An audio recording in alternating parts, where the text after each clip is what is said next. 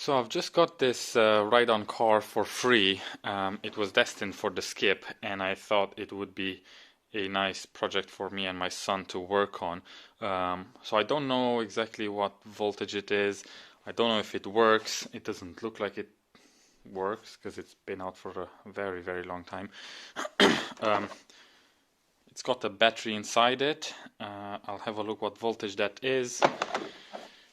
And if I turn the ignition on, the lights turn on, so the battery has something in it. Not sure if it's enough to move. Definitely not moving, but at least the lights turn on. So what I'll do next is just take it apart and clean it a little bit. Maybe actually strip it down completely and clean it with the pressure washer and see if we can make a working car out of it. Just remove the seat and want to see what voltage there is in the battery.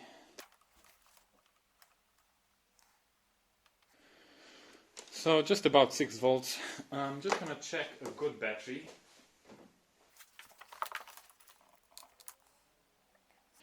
And a good battery is about 6.4, 6.3.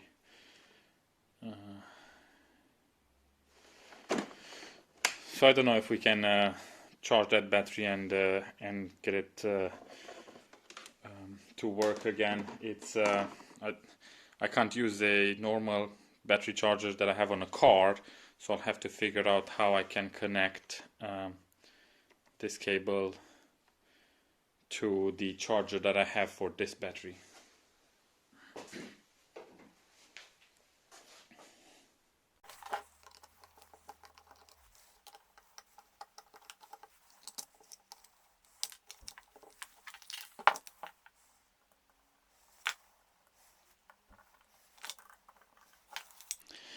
So it does say that this is, I don't know exactly what battery it is, but it is a 6 volt 7 amp hour. So it's definitely a 6 volt system here.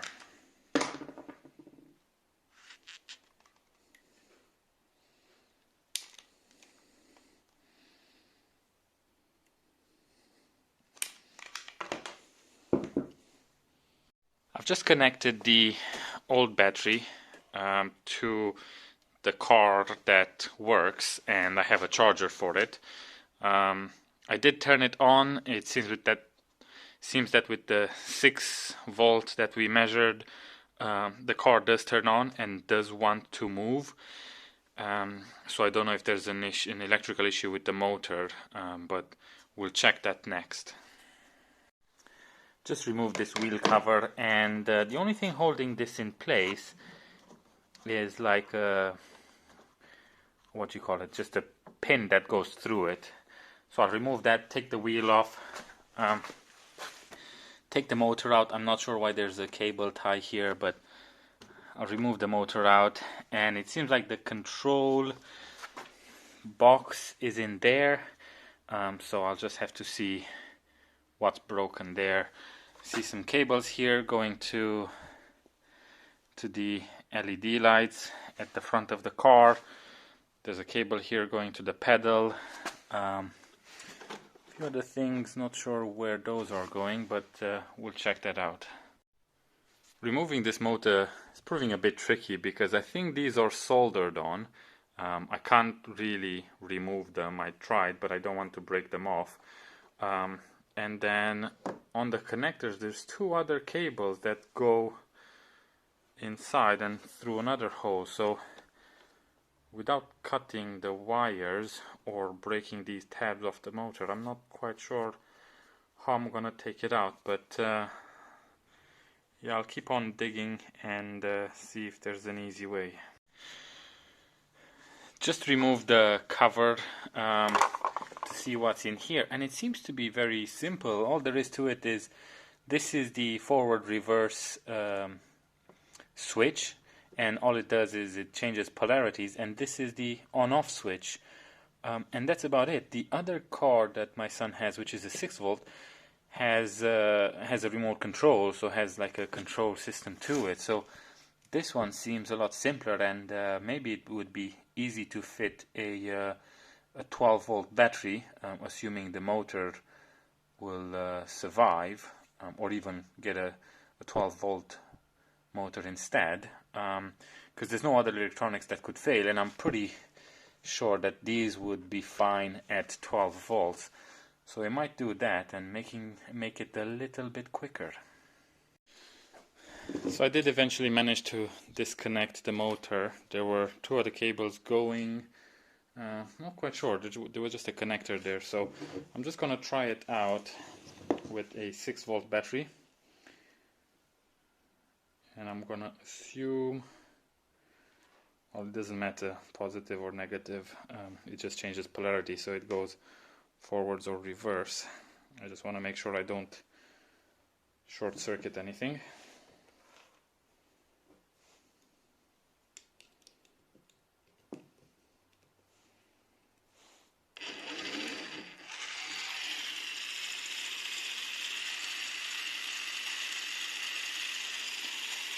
Seems alright and sounds okay. I'll probably open it to see if there's enough grease inside, but it works. I'm gonna try the 24-volt battery, but I won't keep it running for too long. Definitely spins a bit quicker and smells a little bit.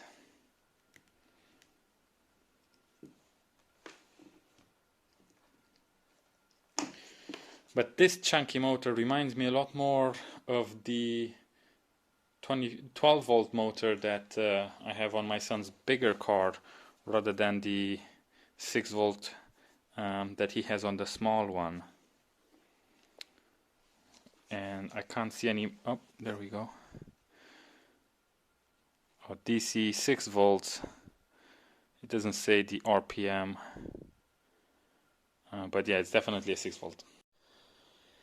I've now got all the electrical components out and everything's laid out on the table. So this is the ignition switch, and it's basically just an on-off switch behind it. When I turn it on, you can see the lights turn on.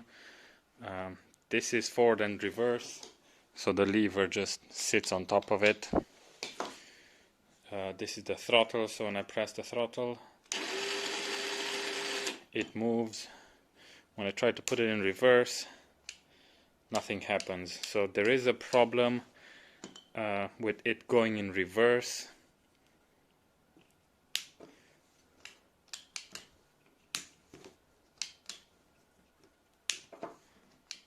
Well, actually, seems like there's a problem with this switch in general.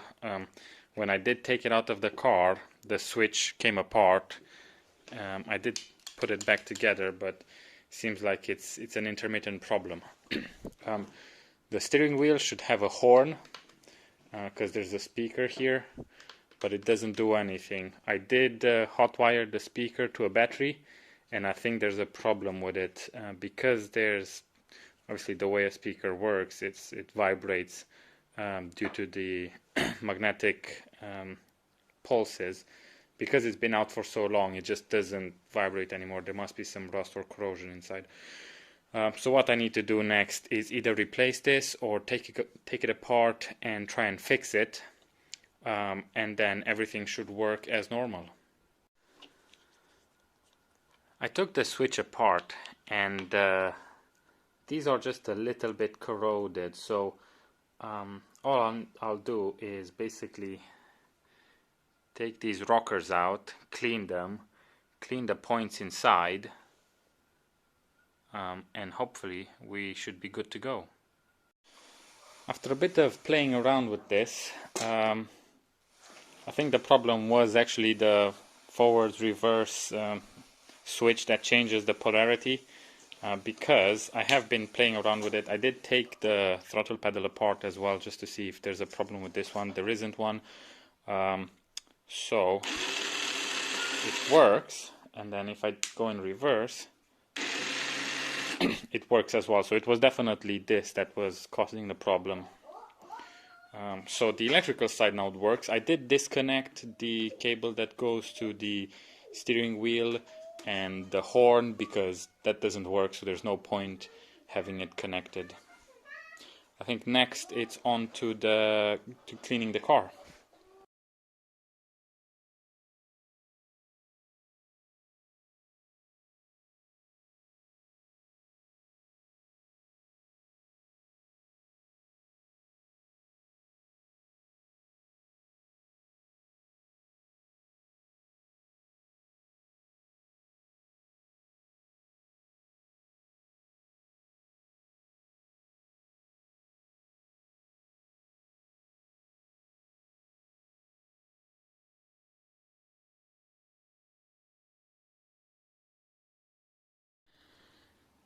I've just spent a little bit more time taking this apart. So the rear bumper came off, the front bumper came off, everything in here. I managed to clean it. It came out quite clean, nice. All the remaining parts are just randomly laid down on the floor now. Everything here has been cleaned, so now it's just a case of maybe putting it all together.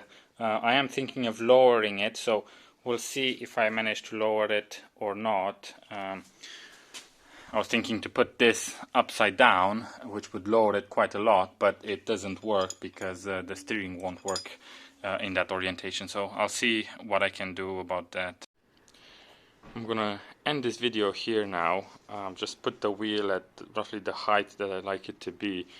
So if you join me in the next video, I'll be trying to lower the car, put the electronics back in and see if it works.